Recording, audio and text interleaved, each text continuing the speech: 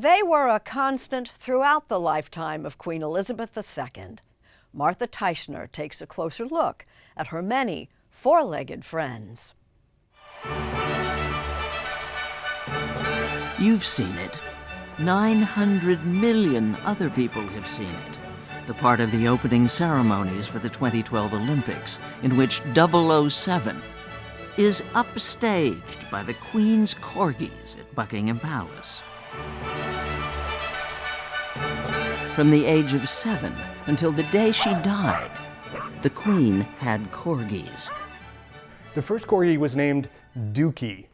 Michael Joseph Gross is a contributing editor at Vanity Fair and is writing a book about the Queen and her Corgis. Was there a consistent pattern of Corgi PR, Corgi diplomacy?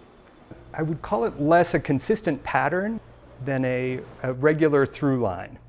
In 1936, when Princess Elizabeth was 10 and Princess Margaret was 6, this book came out. A publicity triumph meant to soften a PR disaster for the royal family.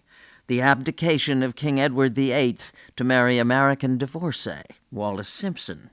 I think it's important when we talk about the dogs as publicity, never to forget that at the same time that they were very consciously being used as props, it doesn't discount the fact that these were very real and very deep relationships. What did the public see? They got to see her humanity. They got to see her heart without her opening herself up. Her dog Susan was an 18th birthday present. 14 generations of the Queen's Corgis were bred from her. Susan went along with her on her honeymoon. Really, truly? That's right, that's right. When she and Philip rode in the carriage to the train station to go up for the honeymoon, and the newspaper reporters of the time said that she stole the show. The Queen had more than 30 Pembroke Welsh Corgis over her lifetime, plus a number of Dorgies, Corgis crossed with Dachshunds. She was known to breed her dogs in bad times, when she needed puppies to cheer her up. Her horses were all about good times. And racing is tremendously exciting, especially when it's a win. Journalist Julian Muscat has written extensively about the Queen's love of horses. The horse is inextricably linked with the royal household and has been for centuries. But the Queen is generally acknowledged to be the most knowledgeable of all the British monarchs we've ever had. She was practically born on a horse. For decades, she marked many ceremonial occasions on horseback.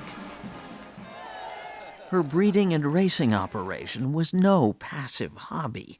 It was a multi-million-dollar business she paid for out of her own pocket.